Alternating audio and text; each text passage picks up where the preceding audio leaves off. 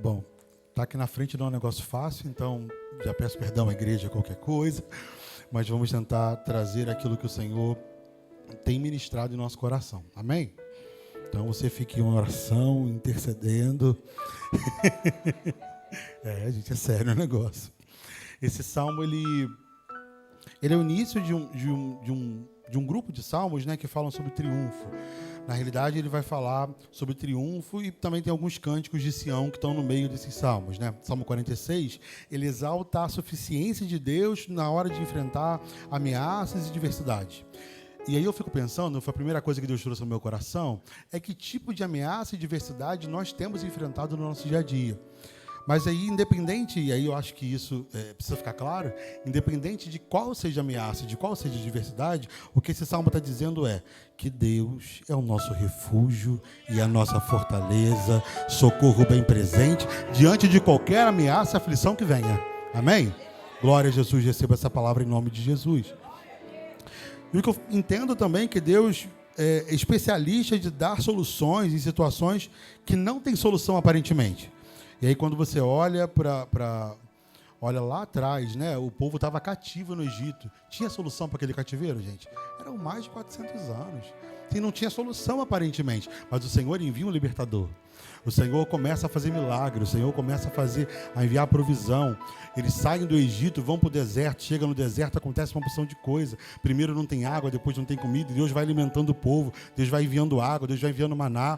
Deus vai enviando coluna de fogo. Deus vai enviando nuvem de fumaça para cobrir o povo. Então a gente entende que o Senhor vai provendo conforme a necessidade de cada um. E o que eu acredito nessa noite é que Deus também está aqui e está provendo segundo a tua necessidade. E eu não sei o que você precisa. Eu não sei daquilo que você tem clamado ao Senhor, mas o Senhor, aquele que sonda os corações, Ele conhece tudo e sabe aquilo que você precisa. Então nessa noite o Senhor venha com provisão sobre a tua vida, sobre a tua casa, sobre a tua família, em nome de Jesus. 1 Reis 19 vai falar de um momento em que Acabe, ele fala para Jezabel, para sua esposa, né, algo que não tinha como acontecer aos olhos humanos. O que estava acontecendo? Um homem chamado Elias tinha vencido 850 profetas. Então estou voltando para dizer que Deus é especialista em dar solução a situações que aparentemente não tem solução. Como é que uma pessoa vence 850? Não tinha como. Mas aos olhos humanos não tem como. Mas aos olhos do Senhor tem. Aos olhos humanos, a minha causa não tem jeito, mas aos olhos do Senhor é diferente. Aos olhos humanos, tem coisa que você está pedindo ao Senhor há muito tempo e parece que não vai acontecer. Mas, olha, aos olhos do Senhor, a situação é de uma outra forma. Porque já diz a palavra de Deus, que o Senhor, Ele olha de forma diferente do que o homem vê. Eu vejo de uma forma, eu vejo de uma maneira, mas o Senhor, Ele vê de outra. Então, que a gente consiga compreender isso essa noite. Amém? Versículo 1. Deus é refúgio e fortaleza, socorro presente. Nesse versículo a gente tem, eu acho que vale muito dizer que a gente tem vivido momentos muito difíceis, dias trabalhosos, e a palavra de Deus, que é atemporal e se renova cada manhã, Deus ele traz que Ele é o nosso guarda, Ele é quem nos guarda, Ele é quem nos fortalece. E aí eu não sei o que você precisa nessa manhã, se você precisa nessa noite, se você precisa ser guardado pelo Senhor, ou se você precisa do socorro dEle, mas independente do que você precise, hoje você veio ao lugar certo, porque o dono da casa, o Senhor, o Deus, o Salvador, o nosso Senhor Jesus, Ele está presente nesse lugar. Amém? E aí uma outra coisa que vale, e aí eu não sei, né, gente? Não sei mesmo. Eu não sei onde nós temos buscado socorro, porque aqui fala que Deus é o nosso refúgio e fortaleza. O problema é que às vezes nós buscamos socorro e nós buscamos refúgio em uma porção de coisas. E esperamos como último momento, quando está tudo dando errado, a gente procura o Senhor, quando na realidade deveria ser o contrário. A gente deveria primeiro consultar Ele, primeiro falar com Ele, primeiro, sabe? Mas a gente inverte o negócio. Então eu não sei onde a gente tem procurado socorro. Sem recurso humano, se é em medicina, sem hospital, sem emergência, sem amigos, sem trabalho. Mas o mesmo salmista vai dizer no Salmo 121, eleva os meus olhos para os montes, de onde virá o nosso socorro? E ele mesmo responde, o meu socorro vem do Senhor, que fez os céus e a terra. Eu não sei de onde tu acha que vem teu socorro. Se o socorro às vezes vem da tua família, tu espera que teu socorro venha da família, venha dos amigos, venha de uma porção de lugares. Mas eu estou aqui nessa noite para dizer que o teu socorro e o meu socorro, ele vem do Senhor. Glória a Deus. Versículo 2: portanto não temeremos, ainda que a terra se mude e o monte se transporte aí para os meios dos mares. E ele está dizendo para a gente não temer diante de situações catastróficas. O que é a terra se mudar? O que é ter monte no meio do mar? Ele está falando de catástrofe, ele está falando de desastre. Então, olha o que a palavra do Senhor está dizendo para a gente. Mesmo em meio aos desastres, né, e aos dias catastróficos, o Senhor nos orienta a não ter medo. Amém? Você perdeu a oportunidade de glorificar a Deus. Uma coisa, pisem no chão, todos juntos, como eu estou pisando agora. Todo mundo pisando? Com força? Está pisando com força? Perfeito. Pode parar. Perceberam? Perceberam? Nada se moveu. A terra continuou no lugar. Por que isso? Por que esse doido está falando de terra continuar no lugar? Porque a terra aqui, ela tem um simbolismo, e o simbolismo que a terra traz é o simbolismo da instabilidade. Então a terra, como símbolo de estabilidade. Porém, quando que é estável, que é a terra, se torna instável, mesmo assim a gente não deve ter medo. Porque aqui, olha o que o Senhor está falando. Ainda que a terra se mude, ainda que a terra que é estável fique instável, ainda assim tu precisa pegar e continuar confiando no Senhor e não temendo. A tua confiança precisa continuar no Senhor. Amém? Glória a Deus. O que me tranquiliza, eu acho que vale a gente falar sobre isso, né? O que tranquiliza é que todo deserto, todo cativeiro, todo sofrimento, ele tem começo, meio e fim. Quantos creem nisso? Então pode ser que a coisa esteja muito esquisita agora, pode ser que a terra esteja muito instável agora, mas essas situações instáveis, elas vão se tornar estáveis em algum momento. Amém? Amém. Salmo 23, em 2 Samuel 23, traz os relatos dos valentes de Davi, e eu acho que isso tem a ver com o texto que a gente está lendo. No versículo 10, diz que Eliázer, filho de Dodô, ele estava numa batalha contra os filisteus. Porém, os filhos de Israel se retiraram da guerra. Gente, você imagina, uma batalha grande acontecendo, e os filhos de Israel se retiram do local. Esse cara devia ter medo? Ele tinha muito motivo para ter medo. Ele estava lutando sozinho. Era esse o contexto de 2 Samuel 23:10. Mas aí olha o que acontece. Eles se retiram da guerra. Ele tinha muito motivo para ter medo. Mas tem uma coisa que ele faz que é diferente. O que o texto diz? Que Eliázer se levanta, vê todo mundo indo embora. Ele se levanta e continua lutando. Ele continua lutando, e a palavra de Deus diz que ele consegue ferir os filisteus. Mas tem um momento que chega o limite humano.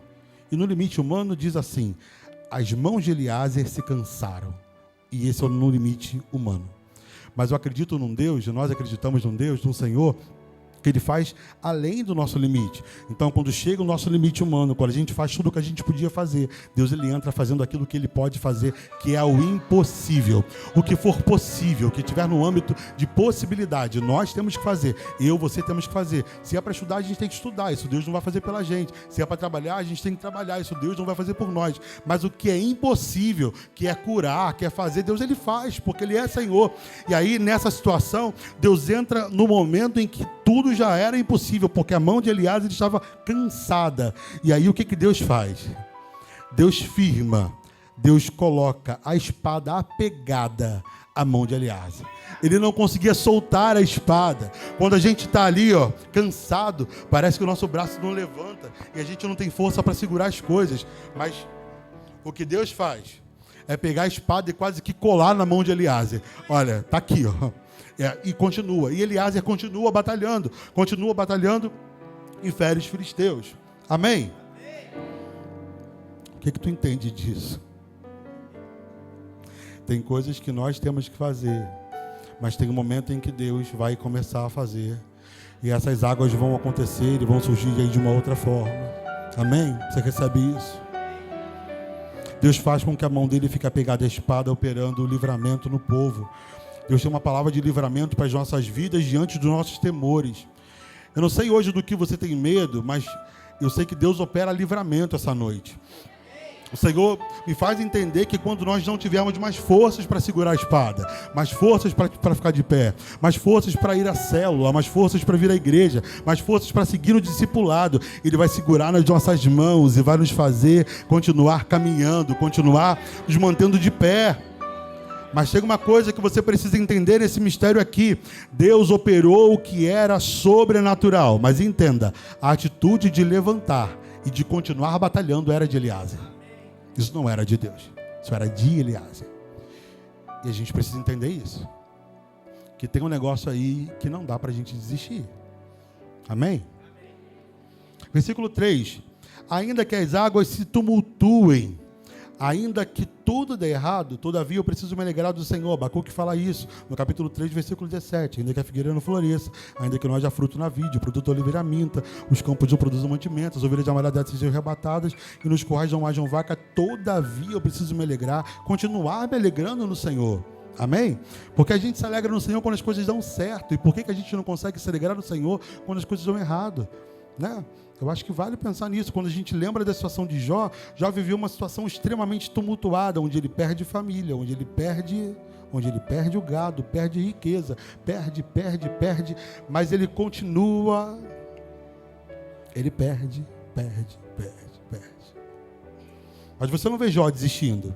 Você vê Jó dizendo isso aqui, ó: Deus me deu, Deus me tomou, bendito seja o nome do Senhor. No outro momento você ouve Jó dizendo assim: eu sei que o meu Redentor vive. Sabe? Depois você ouve Jó falando uma outra coisa: eu o conhecia de ouvir falar, mas agora veio os meus olhos. Agora. Antes a gente podia conhecer Deus pela experiência do irmão, pela experiência do pastor, pela experiência da pastora. Mas agora a gente vê Deus no nosso próprio deserto, face a face. O mesmo Deus que nos coloca no deserto, o mesmo Deus que opera milagre no processo do deserto. Amém? Abacuque 3:2 diz assim, ó: aviva, ó Senhor, a tua obra no meio dos anos. Por que a gente na escola dominical falou disso? Por que o Senhor... Por que Abacuque, né, fala sobre isso, fala sobre a necessidade de ser inspirado, de ser renovado, avivado no meio dos anos? Irmão, começar qualquer coisa é muito fácil. Quando você começa na célula, você está muito bem. Quando você começa na igreja, você está muito bem, você está forte, fervoroso. Ninguém te derruba, parece que a sensação é essa, que a gente é imbatível. Mas chega num determinado momento que parece ser no meio. Os problemas se levantam, as coisas acontecem, e aí vem o desânimo, e aí vem a aprovação, e aí vem Sambalate, Tobias, Gesem, vem uma porção de gente que se levanta contra, mas é nesse momento que a gente precisa pedir o renovo do Senhor, e é nesse momento que o Senhor envia renovo sobre a tua vida, sobre a tua casa, sobre a tua família. O mesmo Deus que nos coloca no deserto, o mesmo Deus que opera milagre no meio dele. Eu não vou conseguir parar de falar isso essa noite. Eu creio no milagre do Senhor no meio do nosso deserto, amém? Glória a Deus. Paulo estava preso, gente. Preso numa prisão romana, mas ele dizia ser prisioneiro de Cristo. Por que ele fala disso? Ele fala disso porque ele entendia que a sua vida era completamente controlada pelo Senhor. E será que a gente entende isso essa noite? Que o que a gente passa, que o que a gente vive é permissão de Deus. É o Senhor que nos colocou ali para viver aquilo. Porque às vezes é difícil de entender isso, né? E aí... eu não sei qual é a prisão que você vive hoje. Eu não sei qual é a situação difícil, porque prisão é um lugar muito difícil, concorda? Eu não sei qual é a prisão que você vive, mas eu sei que o Senhor, Ele está aqui hoje e Ele declara liberdade sobre a tua vida, liberdade sobre a tua casa, liberdade sobre a tua família, que onde havia cativeiro, que hoje haja libertação e que hoje haja liberdade em nome de Jesus. Receba isso. Glória a Deus. E dentro dessa prisão, Paulo é inspirado para escrever cartas que animam, cartas que consolam, cartas que orientam. Então, no meio dos nossos problemas e prisões, Deus sempre tem uma palavra de esperança, de renovo e de vitória para a nossa vida. Então, creia nisso, existe esperança para você. Há esperança para você. a esperança pra você, ao cheiro das águas brota. E como planta nova floresce, seus ramos se renovarão,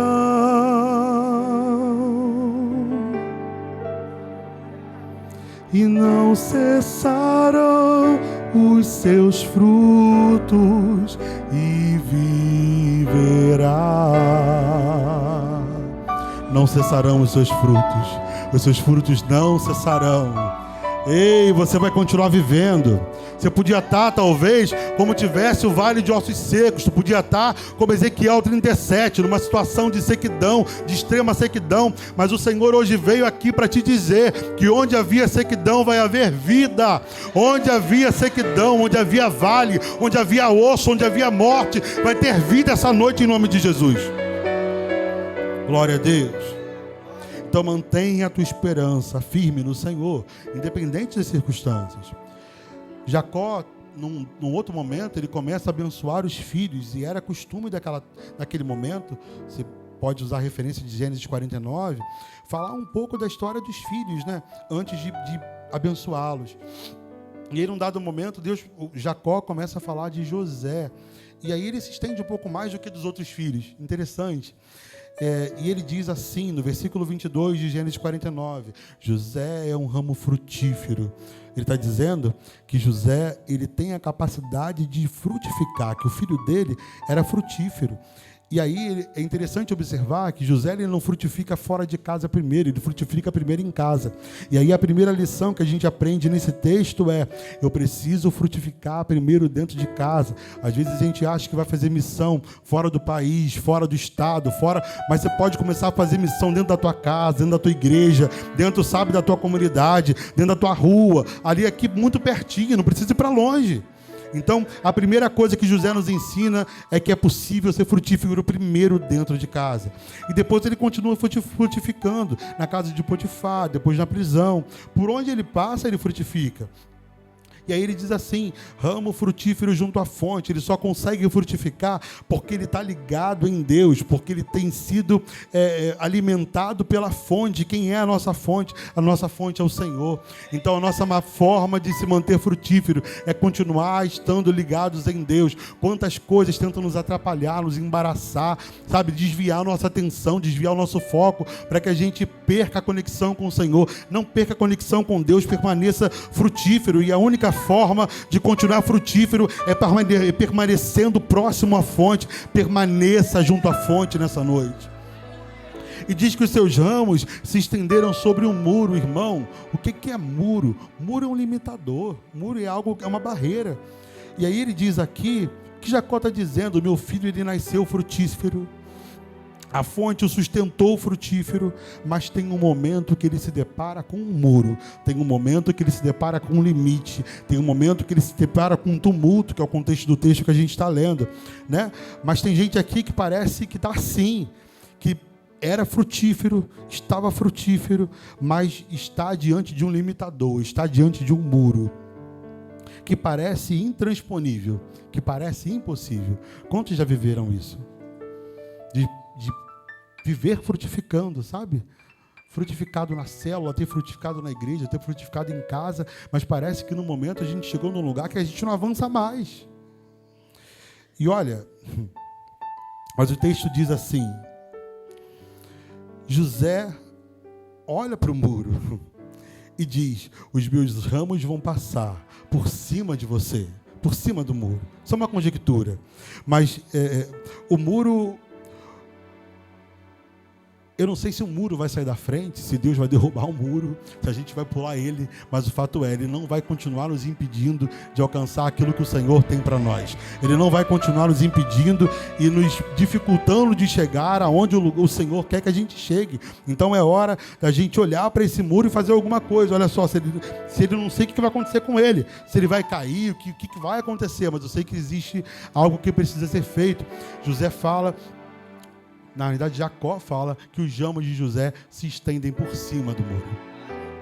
Ele passa e transpõe a dificuldade. Ele passa e transpõe aquilo que parecia intransponível. Observe isso na sua vida. Pense agora no que é intransponível. Pense para você o que é impossível. O Senhor te diz essa noite, existe uma palavra liberada sobre esse lugar e sobre a tua vida, que o que parece impossível, o que parece intransponível, vai ser possível, vai ser, o Senhor ele vai te dar estratégia para que os seus ramos se estendam por cima desse muro. José ele encontra opositores que o texto chama de flecheiros. E aí ele fala que esses flecheiros deram amargura de alma. Parece que diariamente a gente se depara com problemas, com situações, com opositores que nos deixam angustiados. Mas Jacó disse assim: mesmo diante dessas amarguras, mesmo diante dessas angústias, desses flecheiros, José se manteve firme e o seu arco se manteve firme e foi sustentado pelo Senhor. Não sei qual é a amargura que você tem vivido, não sei qual é o problema que você tem vivido, mas eu sei que o Senhor, ele é capaz de manter você firme, com o seu braço firme, sustentado. Então entenda, seja sustentado nessa noite pelo Senhor.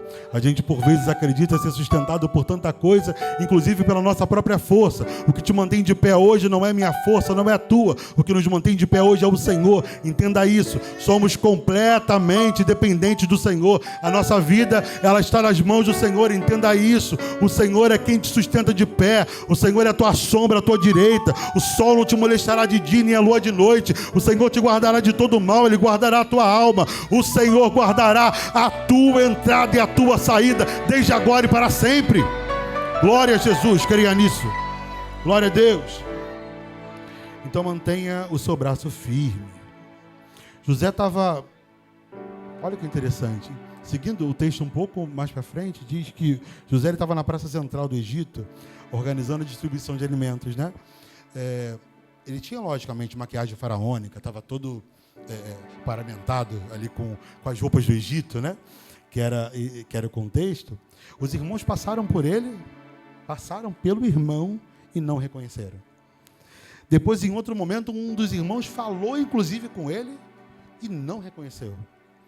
O que essa palavra trouxe ao meu coração? Que depois que a gente passa pelo muro, que depois que a gente passa pelo limitador, por aquilo que tenta nos limitar, vai ser algo tão transformador que as pessoas vão ter dificuldade de reconhecer a gente. Mas a gente precisa conseguir passar pelo muro. A gente precisa conseguir passar por esse limite. A gente precisa conseguir passar por isso. Amém? Versículo 4, voltando para o texto.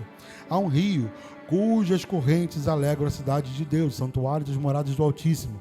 O cenário, ele fazia referência a Jerusalém, que era a residência terrena escolhida por Deus. Está em Salmo 48, versículo 1 e 2. Pode ser até que hoje você tenha provado de águas amargas, como as águas de Mara, né? Mas esse rio que vai passar aqui hoje, que está passando aqui, que desce desse altar, que alcança a tua vida, a tua família, a tua casa, que alcança essa comunidade, esse rio, ele traz uma outra coisa, ele traz alegria. Diz a palavra de Deus que há um rio cujas correntes trazem alegria, e que essa alegria alcance a tua casa, a tua família, alcance os seus, em nome de Jesus. Versículo 5. Deus está no meio dela e não será abalada. Amém? Versículo 5, está acompanhando? Deus está no meio dela e não será abalada. E aí, enquanto Deus estiver no meio, enquanto Deus estiver no centro, enquanto que Ele estiver no primeiro lugar, enquanto que Ele for, enquanto a primazia for dele, nós não seremos, mas o negócio está aí.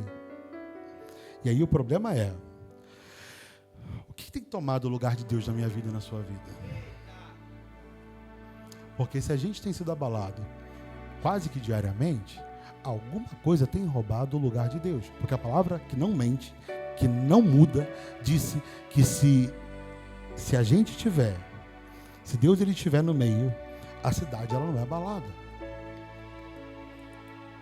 O problema é que a gente parece, por vezes, que quer que Deus seja provedor, curador, resolvedor de problemas, mas a gente esquece que, na realidade, Deus ele é muito mais do que isso. Ele é o nosso Deus, o nosso Senhor, o nosso Salvador. Ele é o Alfa e o Ômega, o princípio e o fim. Ele é a estrela de Davi. Ele é o Todo-Poderoso. O poderoso é o Shaddai, o nosso Senhor. Ele é Jesus, o Nazareno. Ele é aquele que nos tirou do pecado, nos retirou das trevas e nos trouxe para a maravilhosa luz. Ele é Deus. Ele é muito mais do que alguém que vai lá e vai resolver o meu problema e o teu. Não é só isso, não. Deus tem mais para a sua vida. Repita isso, Deus tem mais para a sua vida. Glória a Deus. O Senhor dos Exércitos está conosco. A preciosa presença do Senhor, ela está conosco e nos garante segurança. Jesus estava com os seus discípulos no barco até que começa uma tempestade, né? E os discípulos estavam desesperados, é igual a gente, né? A gente fica no meio de uma situação com tempestade, um negócio meio esquisito. A gente começa a ficar desesperado, falando, Senhor, o que está acontecendo? O que está acontecendo que esse problema não acabe? O que está acontecendo que as situações não mudam? O que está acontecendo que tudo parece que não tem jeito, né? Que as situações parecem que não vão se resolver. E aí o povo estava assim, desesperado dentro do barco, até que Jesus se levanta e disse, vento e o mar, acalmem-se. E o pastor Dodô outro dia pregou sobre isso, e ele fez uma pergunta que até hoje eu não tenho resposta, mas eu achei essa pergunta muito bacana, que foi, o que será que o vento e o mar ouviu para ter acalmado assim de uma hora para outra, né? O que será que Abacuque ouviu quando diz que ele treme, né, ao ouvir a voz do Senhor? O que será que eles ouviram? Não sei dizer. Mas eu sei que quando o Senhor levantar a mão e der a ordem sobre o mar da minha vida, sobre o mar que está na sua vida aí, ó, esses ventos que estão furiosos, esquisitos, soprando de um lado para o outro, quando ele levantar a mão e disser, quando ele disser, vento e mar, aquietem-se, vai se aquietar. E esse momento que parece de muito tumulto vai ser um momento de alguma outra coisa que Deus também tem para a sua vida. Amém? Salmo 91 fala que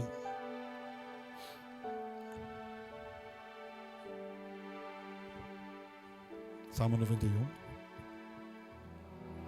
Amém. Obrigado, irmã Lívia. Deus abençoe sua vida. Aquele que habita no esconderijo do Altíssimo, a sombra do Onipotente, descansará. Quantos querem descansar? Descansar é muito atraente depois de um dia inteiro de trabalho, né? Descansar, poxa vida. Quem tem filho, a gente precisa descansar. Quem tem filho de 1 ano em alguma coisa, irmão, a gente precisa descansar. Mas olha, do Salmo 91 fala sobre isso. Fala que aquele que habita no esconderijo do Altíssimo, a sombra do Onipotente descansará. Nós podemos descansar. Ele deixou isso pra gente. Mas tem uma necessidade, tem algo que é necessário fazer, que é, a gente precisa habitar. Eu só consigo ficar seguro e descansar no esconderijo do Altíssimo quando eu habito. O problema é que nós somos bons, nós, seres humanos, tá? Em geral, somos bons de passar, somos bons de conhecer, somos bons, sabe? Esse processo fluido, mas Deus nos convida para a habitação.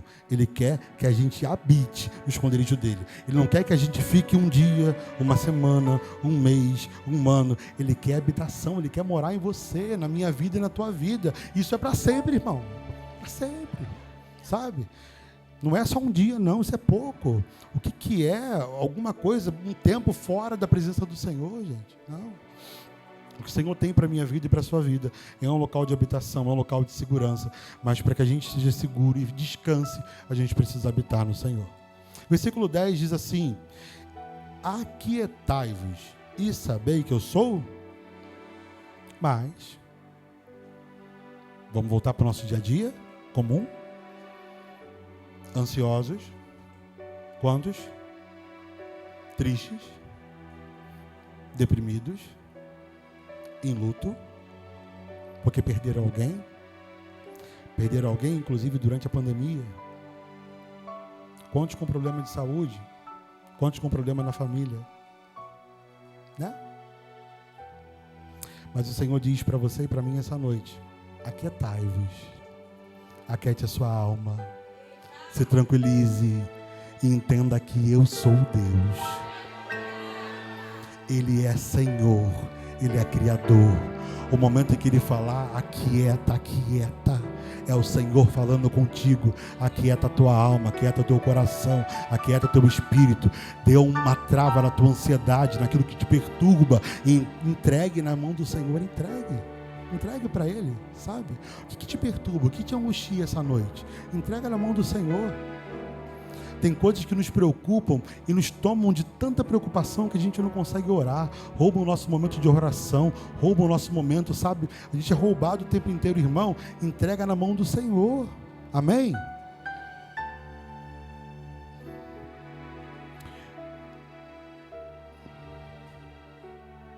Aquietai-vos. Aquietai-vos. E sabei que eu sou Deus. Amém? Você que tem alguma dessas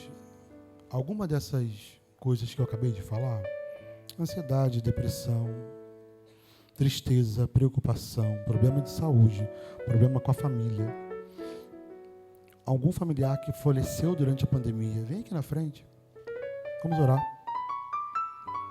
Amém?